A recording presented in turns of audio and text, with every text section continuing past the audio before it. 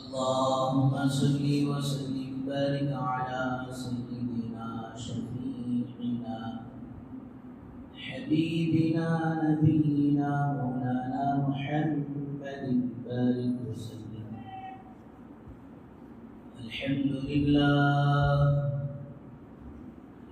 لله نحمده ونستعينه ونستغفره ونؤمن به ونتوكل عليه ونعوذ بالله من شرور أنفسنا ومن سيئات أعمالنا.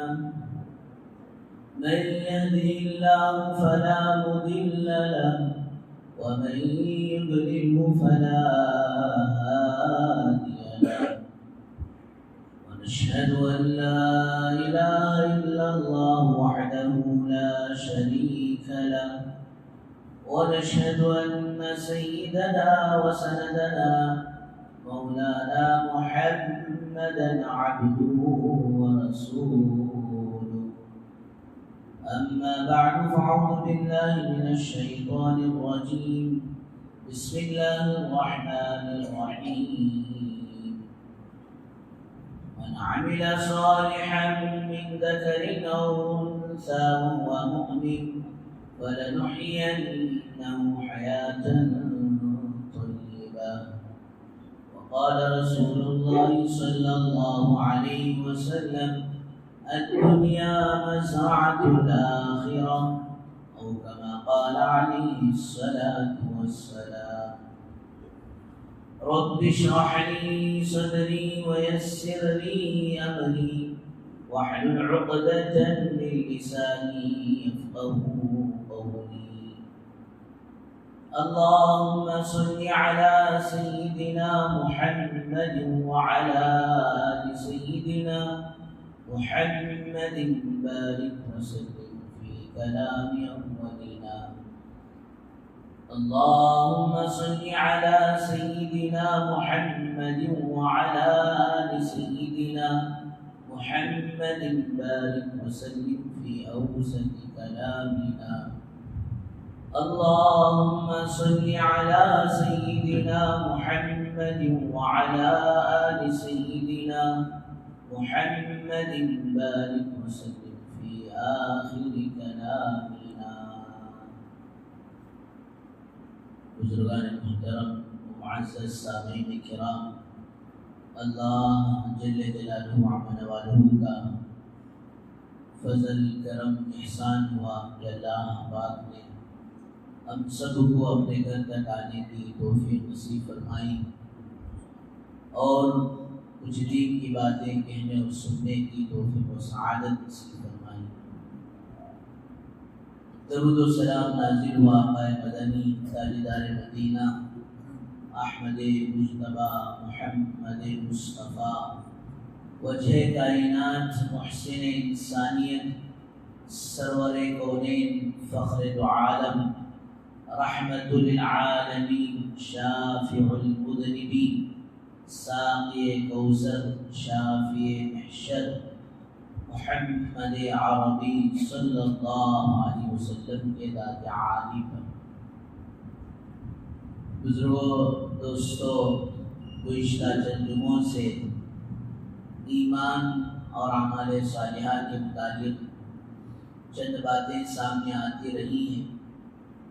دعا فرمائے اللہ تبارک و تعالی ہم سب کو کہی گئی سنی گئی باتوں پر بھرپور عمل کی توفیق و سعادت نصیب فرمائے، اور اللہ پاک ایمان کامل، یقین صادق اور اعمال صالحہ والی زندگی گزارنے کی توفیق و سعادت نصیب فرمائے. بزرگوں، دوستوں، ہم بظاہر جہاں یہ دیکھتے ہیں کہ دنیا اور دنیا کے وسائل اور دنیا کی سہولتوں سے زندگی اچھی بنتی ہے اور زندگی عیش و آرام سے گزرتی ہے، ایک ظاہری سبب ہے. اصل میں دوستو سبب وہ ایمان اور اعمال صالحہ روحانی سبب ہے.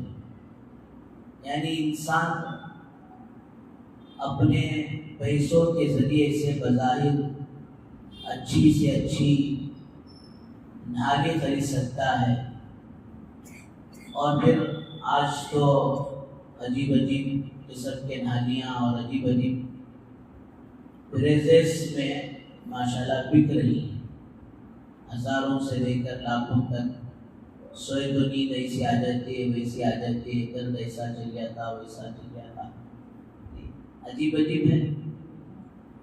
لیکن پیسوں کے ذریعے سے آرام کی چیزیں تو خرید سکتے ہیں، قیمتی نہاری خرید سکتے ہیں، لیکن میرے بزرگوں نیند خرید نہیں سکتے ہیں۔ نیند تو یہ اللہ کی طرف سے نعمت ہے۔ وَجَعَلْنَا نَوْمَكُمْ سُبَاتًا۔ اب نیند کب آئے گی؟ جب آدمی کے اندر ماشاءاللہ زندگی کے اندر اعمال صالحہ ہوں گے، سکون ہوگا، محنت ہوگی، تب جا کر دوستو نیند آئے گی۔ اس لیے روایتوں میں آتا ہے کہ آدمی سونے کے لیے جائے، کروٹیں بدلے، نیند نہ آئے تو درود شریف کا اہتمام کرے، درود پڑھنا شروع کرے، یا کریم والی تسبیح پڑھنا شروع کرے، تو پھر ماشاءاللہ نیند آ جائے۔ اسی طرح بہت سارے موقعوں پر آدمی ظاہری اسباب تو خرید سکتا ہے، لیکن روحانی اسباب بھی خرید سکتا ہے۔ اس لیے 13ویں پارے میں سورہ ابراہیم میں اللہ تعالیٰ نے آگاہ کیا ہے، ہوشیار کیا ہے، الا بذکر اللہ تطمئن القلوب۔ اے لوگوں آگاہ ہو جاؤ، ہوشیار ہو جاؤ کہ دلوں کا چین، سکون، راحت وہ اللہ ہی کے ذکر میں مل سکتی ہے، باقی کسی اور چیز میں نہیں مل سکتی۔ علماء نے لکھا ہے ایک جگہ کا بڑا مالدار بادشاہ قسم کا آدمی، بڑی ریل بیل اس کے پاس، بڑی سہولتیں، حشم خدم، ساری چیزیں، اور میاں بیوی کی محبت تو اس کی کوئی ٹھکانہ ہی نہیں تھا، بے حد محبت۔ میں یہاں رک کر ایک بات کہوں کہ شریعت میں ہر چیز کی حد ہے، ہر چیز کی باؤنڈری ہے۔ اولاد سے محبت ہو تو اس کی بھی باؤنڈری ہے، میاں بیوی کے تعلقات ہیں، میاں بیوی سے محبت ہے، یہ اس کے اندر بھی باؤنڈری ہے۔ کوئی محبت میں بیوی کو جا کر کہہ دیا تو میری اماں، تو میرے اماں کی طرح، تو زہار ہو جائے گا، پھر مسئلہ پیدا ہوگا کہ اب یہ 60 مسکینوں کو کھانا کھلائے گا یا پھر 60 روزے رکھے گا۔ تو ہر چیز کی ایک باؤنڈری ہے۔ اب یہ بیوی کی طبیعت خراب ہوئی تو بیوی جو ہے نخرے کرنے لگی، اب تو بس میری زندگی ختم، میں مرنے کے قریب ہوں، اور تم جو ہے دوسری شادی کر کر انجوائے کرو گے، عائش کرو گے۔ انہیں بولے تیرے سے اتنی محبت ہے، میں کیسے دوسری شادی کر سکتا ہوں؟ نہیں کی سمرزمہ نے وہ بولتے سوتا سوئچ۔ اب کتنا جو ہے اپنی طرف سے یقین دہانی کرانا، بیوی نہیں مان رہے، بیچارہ آخر مجبور ہو کر اپنی محبت کا اظہار کرنے کے لیے اپنے اعضائے تناسل کو ہی کٹا دیا تاکہ بیوی کو یقین آ جائے۔ حالانکہ اس کی شریعت میں کوئی ضرورت نہیں ہے۔ اِنَّ لِنَفْسِكَ عَلَيْكَ حَقًّا، بخاری کی حدیث ہے کہ تمہارے جانوں کا تم پر حق ہے۔ ایک آدمی شوگر پیشنٹ ہے، اب اسے چاہیے کہ وہ کیا کرے؟ پرہیز کرے، اپنی صحت کا خیال رکھے۔ ایسا نہیں کہ جو ہے شوگر پیشنٹ ہونے کے بعد بھی پرہیز نہ کرے۔ اب اللہ معاف فرمائے، لوگ ہم بھی دعوت میں کھلاتی کیا بھی نہیں، روز پرہیز کرو، آج ایک دن کھا لو، روز پرہیز کرو، آج ایک دن کھا لو۔ اس طرح صحیح نہیں ہے، یہ اپنی جان کو مارنے کے مشابہ ہے۔ اس لیے شریعت میں خودکشی حرام ہے۔ بہرحال بات آئی گئی، یہ بیچاری مرتی پھر اچھی ہوگی۔ اب انہیں بیچارہ ناکارہ ہو گیا۔ ایک مرتبہ کی کوئی آدمی اس کے پاس آیا اور آ کر جو ہے اسے اس کی ساری سہولتیں، آسائش، ساری چیزوں کو دیکھ کر کہا کہ بھئی آپ تو دنیا کے بڑے خوش نصیب انسان معلوم ہو رہے ہو، اتنا مال، اتنی سہولتیں، اتنے نوکر چاکر، فلاں فلاں، اس نے کہا بھائی اللہ کے لیے بس کرو، آج دنیا کا سب سے زیادہ غمزدہ آدمی میں ہوں کہ میری بیوی میرے سامنے دوسرے سے نکاح کر کر زندگی گزارتی ہے۔ تو دوستو عرض کرنے کا مقصد یہ ہے کہ اصل زندگی میں جو چیز ہے وہ ایمان اور اعمال صالحہ ہے۔ اس لیے علماء نے لکھا ہے کہ 3 باتیں، پہلی بات تو یہ ہے کہ اپنے باطن کو درست کرو، اللہ پاک تمہارے ظاہر کو درست کر دے گا۔ اپنے باطن کو بناؤ، اس لیے حدیث میں آتا ہے اللہ کے نبی سرکار دو عالم صلی اللہ علیہ وسلم نے ارشاد فرمایا انسان کے جسم کے اندر یہ خون کا لوتھڑا ہے، اگر وہ صحیح ہو جائے، درست ہو جائے تو سارے اعضاء درست ہو جائیں۔ وہ چیز ظاہر میں نہیں ہے، وہ چیز باطن کی ہے۔ آپ نے فرمایا الا وہی القلب، الا وہی القلب، الا وہی القلب، وہ دل ہے، دل ہے، دل ہے۔ اور دوسری چیز فرماتے ہیں کہ آدمی جب ماشاءاللہ اللہ سے اپنا معاملہ درست کر لیتا ہے، یہ اپنا معاملہ اللہ سے صلح کر لیتا ہے، تو اللہ پاک مخلوق سے اس کے اعمال کو مخلوق سے اس کا صلح کرا دیتے ہیں۔ اللہ سے معاملہ صحیح ہوگا تو اس کا مطلب یہ ہے کہ مخلوق سے بھی معاملہ صحیح ہوگا۔ اور تیسری بات ارشاد فرمائی کہ آدمی جب آخرت کو مقصد بنا لیتا ہے اللہ اس کی دنیا کی ضرورتوں کو آسان کر دیتا ہے۔ اس لیے روایتوں میں آتا ہے جب آدمی آخرت کو مقصد بنا لیتا ہے اللہ دنیا کے ٹینشنوں سے، دنیا کے غموں سے اسے آزادی نصیب فرما دیتے ہیں۔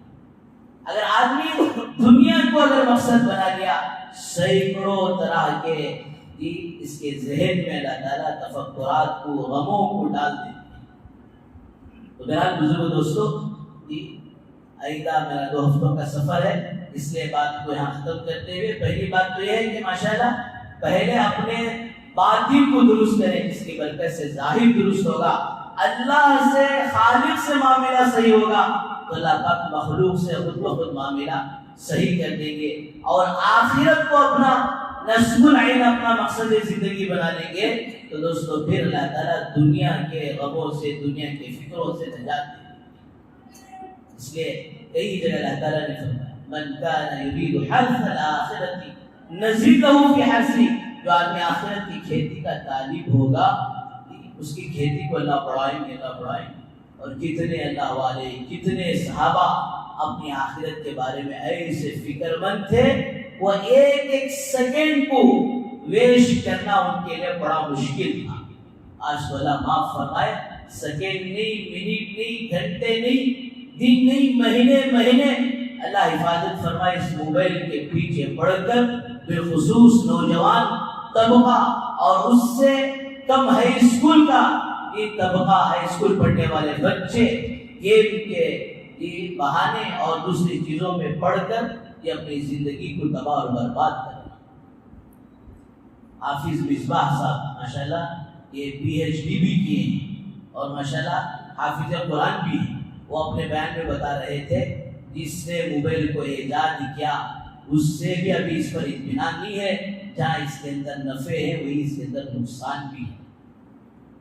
اس لیے بزرگوں دوستو، اس سے جہاں تک ہو سکے اپنے آپ کو بچانا۔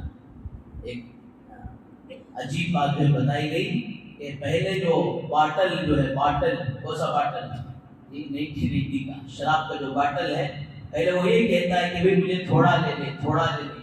جب کوئی اسے تھوڑا لینا شروع کرتا ہے تو پھر وہ شراب اس کو پورا ہی لے لیتی ہے۔ اسی طرح آج موبائل کے فتنوں کا قصہ ہے، پہلے تو کہتا ہے کہ تھوڑا استعمال کر، تھوڑا استعمال کر، جب اسے تھوڑا تھوڑا لینا شروع کرتا ہے تو پھر موبائل دوستوں اس کو پورے کرا دیتا ہے۔ میں عرض کر رہا تھا آخرت کا غم، آخرت کا فکر ان اللہ والوں کو ایسا تھا۔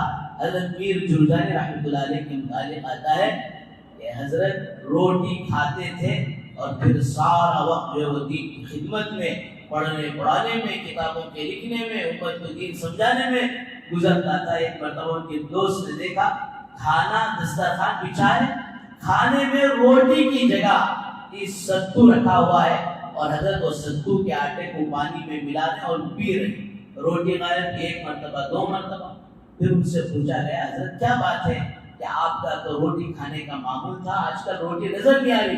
تو حضرت پیر جرجانی رحمۃ اللہ علیہ کتنے بڑے اللہ کے ولی تھے، کتنا آخرت کا غم فکر سوار تھا. حضرت فرماتے ہیں کہ میں نے حساب لگایا، روٹی کھانے میں 70 سبحان اللہ بولنے کا ٹائم ویسٹ ہو رہا ہے، اس لیے 2 سیکنڈ میں اس پانی کو 70 کے پی جاتا ہوں اور اس وقت کو بھی بچا کر آخرت کی یاد میں لگاتا ہوں.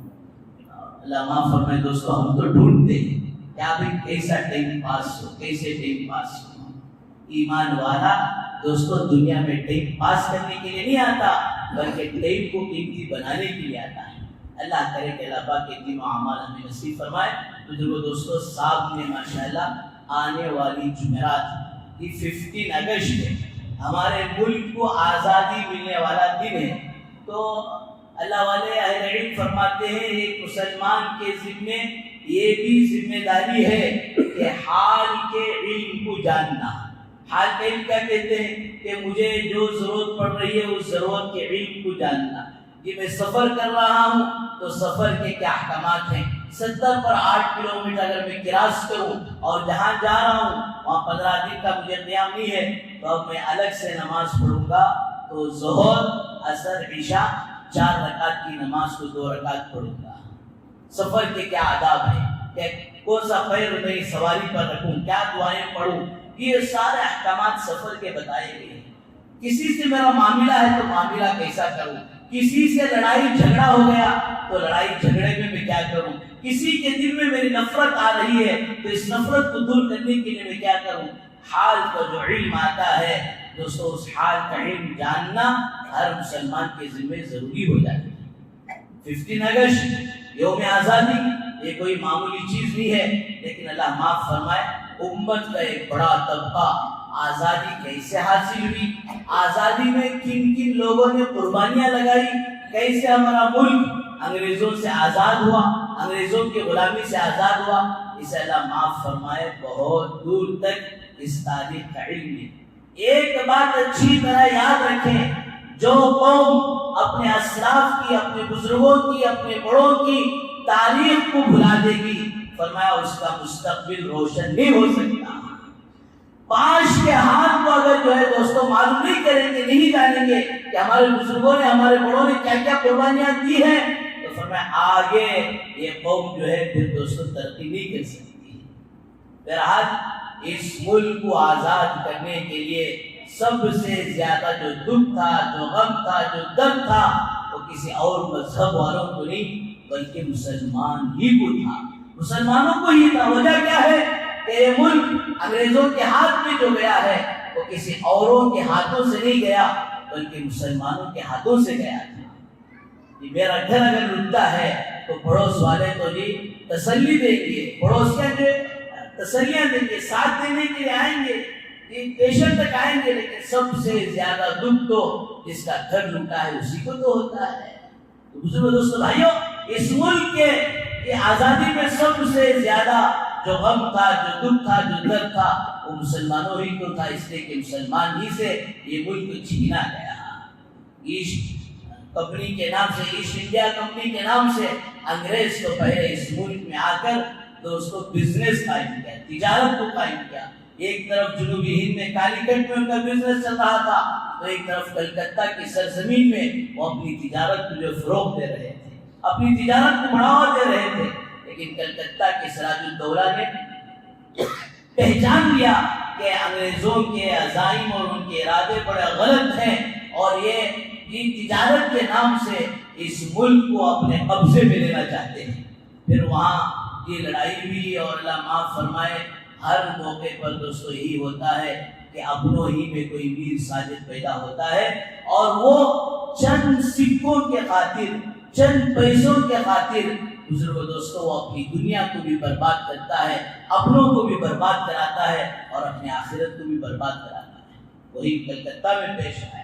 اور اللہ معاف فرمائے ایک چیز، بنیادی چیز یہ ہے کہ 1950 پر ساز سے ہندوستان کی جنگ کو پیش کیا جاتا ہے، جبکہ بزرگو دوستو اصل تاریخ یہ ہے کہ اس سے 100 سال پہلے سے یہ کوشش ہو رہی تھی کہ اس ملک کو اپنے قبضے میں انگریز لے لے اور پھر مسلمان مستقل اس سے جد و جہد اور جو ہے دوستو لڑائی کر رہے تھے. پھر اس کے بعد مرحلہ یہ ٹیپو سلطان حضرت شہید رحمۃ اللہ علیہ اور ان کے والد فتح علی خان حیدر علی خان کہ وہ وہاں تک پہنچا. حضرت ٹیپو سلطان شہید رحمۃ اللہ علیہ یہ اچھی طرح بھانپ لیے تھے کہ انگریز ایک ایک اسٹیٹ پر قبضہ کر کے سارے ملک پر اپنے پاؤں کو اور اپنے قبضے کو جمانا چاہتا ہے، جس کی وجہ سے حضرت ٹیپو سلطان شہید رحمۃ اللہ علیہ فرمایا برابر اس سارے اسٹیٹوں کے راجاؤں سے اس بات کو یہ کہلوا رہے تھے، اس بات کے پیغام کو یہ پہنچا رہے تھے کہ انگریز کی ناپاک ارادے ہیں جو ہمارے ملک کو قبضہ کرنا چاہتے ہیں. اور پھر دوستو سرانگ پٹن میں وہی ہوا کہ حضرت ٹیپو سلطان شہید رحمۃ اللہ علیہ سے انگریزوں کی 4 جنگ ہوئی اور تینوں جنگ جیت گئے اور آخر میں میر صادق کو انہوں نے اپنے قبضے میں لیا اور ان کو یہ بتایا گیا کہ تم ہمارا ساتھ دے دو، اتنا تمہیں مال دیں گے، اتنا تمہیں مالا مال کریں گے، اور اس سب سے بڑھ کر تمہیں میسور کا مہاراجا بنائیں گے. یہ کوئی چھپی خفیہ بات نہیں ہے. آج بھی اللہ معاف فرمائے اسی طرز کو اختیار کر جب الیکشن آتا ہے، الیکشن کے نام پر دوستو مسلمانوں کو اسی طرح ووٹ دلایا جاتا ہے، تجھے فلاں سیٹ دے دی جائے گی، تجھے فلاں پوسٹ دیا جائے گا، فلاں کر دیا جائے گا، اور اللہ معاف فرمائے اندر سے دوستو پتہ نہیں کیا کیا ہوتا ہے اور مسلمانوں میں بٹوارہ ڈال دیا جاتا ہے، مسلمانوں کے ووٹ کو تقسیم کر دیے جاتے ہیں. اللہ کا شکر ہے، اللہ کا احسان ہے کہ گزشتہ اسمبلی سے یہ اہل کرناٹک کے مسلمانوں نے ماشاءاللہ اتحاد کا بڑا ماشاءاللہ ثبوت دیا اور مل جل کر ماشاءاللہ ایک طرفہ ووٹنگ کی اور میر صادقوں سے ہمارے اسٹیٹ کو ماشاءاللہ یہ محفوظ رکھا. اللہ کرے کہ وہی استقامت اور وہی اتحاد اور وہی دوستوں جوڑ فرمائے اللہ تعالیٰ ہمیشہ باقی رکھے. سارے ہندوستان میں اس صوبے کی دوستوں مثالیں دی جانے لگی. بہرحال اس کے بعد دوستوں یہ انگریز دلی کی طرف چلے تو حضرت شاہ اسماعیل شہید رحمۃ اللہ علیہ نے اس بات کو بھانپ کر ایک فتویٰ جاری کیا. جو ملک مسلمانوں کا تھا اب وہ دارالحرب بن چکا ہے، اب مسلمان اس ملک میں رہیں گے اور فرمایا اپنے عبادتوں کو کریں گے، لیکن فرمایا اس کے اندر آزادی نہیں ہوگی. اب ضروری ہے کہ اس ملک کو انگریزوں کے ہاتھ سے بچایا جائے. تو اسی بات پر دوستوں ماشاءاللہ پھر ایک تحریک شروع ہوئی اور ان کے بعد حضرت احمد شہید رحمۃ اللہ علیہ انہوں نے مستقل محنتیں کی اور ہوتے ہوتے پھر ایک دور آیا کہ یہ ساری محنتیں ٹھنڈی پڑ گئی. تو اللہ تعالیٰ نے یہ اس چھوٹے سے معمولی سے گاؤں سے یعنی دیوبند سے جو یوپی کا ایک چھوٹا یہ قریہ اور گاؤں کہا جاتا تھا، وہاں سے حضرت شیخ الہند رحمۃ اللہ علیہ مفتی محمود الحسن رحمۃ اللہ علیہ کو اللہ تعالیٰ نے پھر کھڑا کیا. تو حضرت نے حالات کو دیکھ کر ریشمی رومال کی تحریک شروع کی. یہ ریشمی رومال کیا ہے کہ ایک ریشم کے رومال میں حضرت نے جب دیکھا کہ حالات ہمارے ملک کے خراب ہیں تو ترکی سے ایران سے مدد لینے کے لیے ریشمی رومال میں ہندوستان کا نقشہ بنا کر، آج کی طرح آن لائن کا معاملہ نہیں تھا کہ سیکنڈ میں یہاں کی خبریں وہاں تک پہنچے، وہاں کی خبریں یہاں تک پہنچے، تو ریشمی رومال میں ہندوستان کا نقشہ بنا کر اس رومال کو بھیجا گیا. اسی کو دوستو ریشمی رومال کی تحریک کہا جاتا ہے. تحریک ریشمی رومال اسی کو کہا جاتا ہے. اب وہ جاتے جاتے آخر اپنوں ہی کے کمی کوتاہی کی وجہ سے انگریزوں کے ہاتھ میں لگا اور انگریزوں نے اس نقشے کو غور سے دیکھ کر پہچان لیا کہ اس ملک کی بات باہر جا رہی ہے. یہاں تک کہ حضرت شیخ الہند رحمۃ اللہ علیہ کو بھی دوستوں گرفتار کر دیا مالٹا کی جیل میں، کالا پانی کی جیل میں. کالا پانی سے کیا مراد کہ ایسی جیل میں حضرت کو رکھا گیا، ایسی کھوٹری میں، نہ دن میں رات تو رات ہی نہ تو دن میں کوئی اجالا نظر آتا تھا. اللہ معاف فرمائے تھوڑی سی کھڑکی کھولتی، جس طرح جانوروں کو کھانا ڈالا جاتا ہے اس طرح کھانا بھیجا جاتا تھا. حضرت شیخ الہند رحمۃ اللہ علیہ کی حالت دیکھ کر شیخ الاسلام حضرت حسین احمد مدنی رحمۃ اللہ علیہ فرمایا میں اپنے شیخ کو بڑھاپے کی حالت میں اکیلا نہیں چھوڑوں گا، میں بھی حضرت کے ساتھ جا کر جیل میں رہوں گا. جیل کی صعوبتیں 4 سال تک مستقل دوستوں جھیلتے رہے، مستقل برداشت کرتے رہے اور ہر دن آ کر انگریز کوڑے باتا صرف ایک ہی بات کا مطالبہ تھا، اے شیخ الہند، اے مفتی محمود الحسن، تو نے ہمارے خلاف جو فتویٰ دیا ہے کہ انگریزوں کے خلاف لڑائی کرو اور ان کو اس ملک سے بھگاؤ اور اپنے ملک کی حفاظت کرو، اس بات کو واپس لے لے، جس کی وجہ سے گھوڑے برسائے جاتے تھے۔ اور پھر ایک مرتبہ ایسا موقع آیا، کالے ناگ کو، یہ ناگ سانپ کو انہوں نے لا کر کوٹری میں ڈال دیا، اور وہ سانپ آ کر کونے میں بیٹھا ہے، شاگرد دیکھ رہے ہیں، استاد سے کہہ رہے ہیں حضرت کالا ناگ یہاں آ گیا ہے، اب تو ہماری دونوں کی جان خطرے میں ہے۔ من کان للہ کان اللہ لہ، جو اللہ کا ہو جاتا ہے اللہ بھی ان کے ساتھ ہو جاتا ہے۔ حضرت فرما رہے ہیں دیکھو حسین یہ بھی مخلوق ہے، ہم بھی مخلوق ہیں، اسے اس کا کام کرنے دو، ہم اپنا کام کریں گے۔ ماشاءاللہ اس کوٹری میں رہ کر میرے بزرگوں دوستوں، ایسے مصیبتوں کے موقع پر، ایسے تکالیف کی حالت پر، ابھی میں حضرت ٹیپو سلطان شہید رحمۃ اللہ علیہ کا واقعہ مجھے بتا رہا تھا کہ سارے چاروں طرف سے موت ہی نظر آ رہی ہے، ایسے موقع پر بھی کبھی دین ان کا نہیں چھوٹتا تھا، کبھی نمازیں ان کی نہیں چھوٹتی تھی۔ مسجد اعلیٰ آج بھی گواہ ہے، حضرت نے جب تعمیر کی تو یہ شرط رکھی یہ مسجد کو وہ اوپننگ کریں گے جن کی بلوغت کے بعد 15 سال ہونے کے بعد ایک نماز بھی نہ چھوٹی ہو۔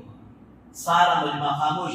حضرت افسوس سے آگے بڑھے، افسوس کے ساتھ یہ بات کہنا پڑ رہا ہے میں نے عمل کو اب تک چھپا کر رکھا تھا، الحمدللہ جب سے میں بلوغت کو پہنچا ہوں تب سے آج تک میری ایک نماز بھی قضا نہیں ہوئی ہے، اس لیے میں اوپننگ سرمنی کرتا ہوں۔ حضرت آگے بڑھ کر نماز پڑھا ہے، تو حضرت شیخ الہند رحمۃ اللہ علیہ وہی سے اس تکلیف میں رہ کر کوئی عمل نہیں چھوٹ رہا، نہ تو نماز چھوٹ رہی ہے، نہ تو پھر دوستو عبادت چھوٹ رہی ہے، نہ تو تلاوت چھوٹ رہی ہے، کچھ بھی نہیں چھوٹ رہا۔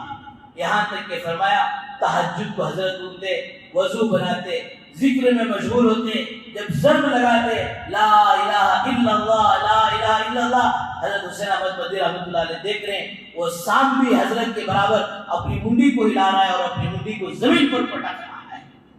واقعات طیب رحمۃ اللہ علیہ نے اس بات کو لکھا ہے۔ اور پھر دوستو جب انتقال حضرت شیخ الہند رحمۃ اللہ علیہ کا ہوا ہے تو اس موقع پر یہ ہلانے والوں نے حضرت کی پیٹھ کو دیکھ کر چیخیں نکال دی کہ پیٹھ پر کوئی گوشت نظر نہیں آ رہا، صرف ہڈی نظر آ رہی ہے۔ پوچھا گیا تو حضرت حسین احمد مدنی رحمۃ اللہ علیہ ان کے شاگرد کہتے ہیں حضرت نے مجھے بتانے سے منع کیا تھا، لوگوں بات یہ ہے کہ میرے بوڑھے بزرگ استاد پر جو نحیف ضعیف کمزور تھے ہر دن انگریز آتا اور کوڑے مار کر جاتا، وہ کوڑے مارنے کی وجہ سے 4 سال ساری تکلیفیں برداشت کرتے رہے، لیکن اپنے ملک کے خلاف یہ کوئی بات نہیں کہی جس کی وجہ سے پیٹ کا سارا گوشت ختم ہو گیا۔ میرے بزرگوں دوستو صرف یہ جھنڈا لہرا دینا نہیں ہے بلکہ فرمایا اس کے پیچھے اس جھنڈا لہرانے کی جو آج ہمیں ماشاءاللہ یہ موقع ملا ہے، ہمارے اکابرین نے، علماء نے اور ملک کے یہ باشندوں نے بڑی بڑی قربانیاں اس کے پیچھے۔ حضرت مولانا ابوالکلام آزاد رحمۃ اللہ علیہ مہاراشٹر کی جیل میں ہے، ان کا نام ہے اصل میں محی الدین، لیکن ان کی زبان اتنی فصاحت تھی، اردو فارسی عربی، لوگوں نے ان کو ٹائٹل ابوالکلام کا دے دیا کہ کلام کے بات کرنے کے باپ ہیں۔ مہاراشٹر کی جیل میں ہے اور بیوی گھر میں بیمار پڑی ہے، خط بھیجتی ہے کہ آپ کسی طرح چھٹی لے کر آ جاؤ، میری طبیعت بہت بگڑی ہوئی ہے۔ حضرت ادھر سے خط بھیجتے ہیں کہ بیگم صاحبہ تمہیں تو تمہاری طبیعت اور تم جو ہے وہاں بیمار ہو اور میرا حال تو یہاں ہے، یہ ہے کہ میرے سامنے پورا ملک بیمار ہے۔ دوسرا خط آیا، دوسرے خط پر بھی یہی جواب ہے اور لکھتے ہیں کہ یہ خط کا جواب ملنے تک شاید تم دنیا سے چلے جاؤ گی۔ دوستو وہاں بیویاں انتقال ہو رہی ہیں، یہاں فرمایا ملک کی آزادی کے بارے میں اتنی فکر کے بیمار بیوی کو تک جا کر نہیں دیکھ سکے کہ میں ان ظالموں کے پاس جاؤں، ہاتھ جوڑوں، چھٹی مانگو، نہیں میرے سامنے تو پورا ملک ہے۔ ایسی قربانیاں دی گئی ہے۔ اور دوستو آج اللہ معاف فرمائے یہ غدار وطن ہمیں ہی کہتے ہیں کہ اللہ معاف فرمائے ہم غدار ہیں، یہ ملک ہم سے چھینا گیا ہے۔ اس لیے جامعہ مسجد دلی کے سامنے جہاں تم پرچم لہراتے ہو یہ بات ان تک پہنچ جائے، اس قلعے کا نام اگر ان کے بس میں ہوتا تو رام قلعہ رکھ لیتے، وہ رام قلعہ نہیں ہے بلکہ کیا ہے، لال قلعہ ہے۔ یہ مسلمانوں کا بنایا ہوا ہے، یہ مسلمانوں کا دیا ہوا ہے۔ کہاں تم خواہ مخواہ کی سازشیں، خواہ کی نفرتیں پھیلا رہے ہو. ارے اس ترنگا کے اندر 3 رنگ ہیں. یہ علماء نے اس کی تشریح لکھی. یہ سفید جو کلر ہے، وائٹ کلر ہے، اس سے یہ چاہت ہے، اس سے یہ مراد ہے کہ سارے ملک والوں اپنے دلوں کو صاف رکھو، آپس میں لڑائیاں جھگڑا مت کرو. اور پھر اس کے بعد کا جو کلر کیسری کلر ہے، اس سے اس بات کی طرف اشارہ ہے جب ملک پر حالات آئے گی تو ملک کو بچانے کے لیے ایک کیسری کلر کی طرف اپنے جسموں کا خون بھی بہا کر اس ملک کی حفاظت کریں گے.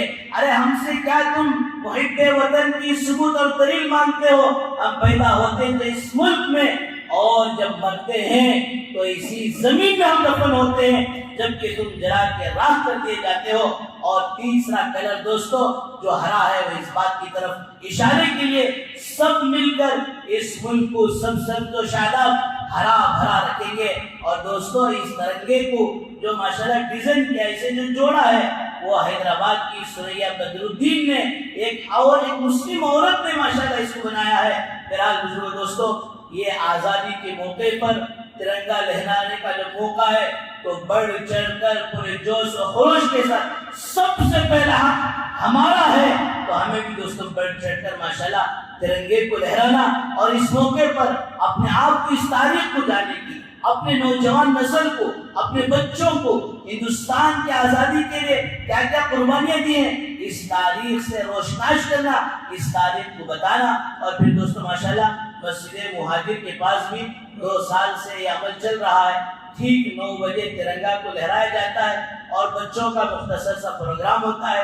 اور اس میں ماشاءاللہ ہمارے ذمہ دار حضرات اللہ نے جزائے خیر دے، بچوں کی حوصلہ افزائی کرنے کے لیے جو بچے SLC میں 90 کراس کر ہیں ان کا رزلٹ، تو ان بچوں کو بلا کر ماشاءاللہ ہمت افزائی کی جاتی ہے، انہیں کچھ انعام دیا جاتا ہے اور ان سے یہ درخواست کی جاتی ہے SLC ہی تک نہیں، آئندہ اور آگے پڑھو، اچھے IPS بنو، اچھے وکیل بنو، اچھے جج بنو، حکومت کے کرسیوں پہ بیٹھ کر اسلام پہ انٹروڈیوس کرو اور پھر اس ملک کی حفاظت کے لیے آگے بڑھو.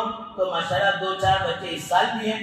ذمہ داروں کی طرف سے اعلان ہے کہ اپنے گھروں میں یا اپنے اڑوس پڑوس میں، اپنے محلوں میں اگر کوئی ایسے طلباء و طالبات جو 90 کراس کر ہیں، وہ ابھی جاتے ہوئے نام لکھا کر جائیں. ان سب بچوں کو یہاں بھیجیں، انشاءاللہ ان سب بچوں کا اعزاز و اکرام بھی کیا جائے گا. اللہ تعالیٰ سے دعا فرمائے اللہ تعالیٰ اس ملک کی پوری حفاظت فرمائے، امن و سلامتی کا فیصلہ فرمائے. جن کے ارادے ناپاک ہیں اللہ پاک ان سب کو صرف ہستی سے مٹائیں. اس ملک کو تا قیامت اللہ تعالیٰ امن و سلامتی کے ساتھ باقی رکھے. وآخر دعوانا الحمدللہ رب العالمین. جو حضرات سنت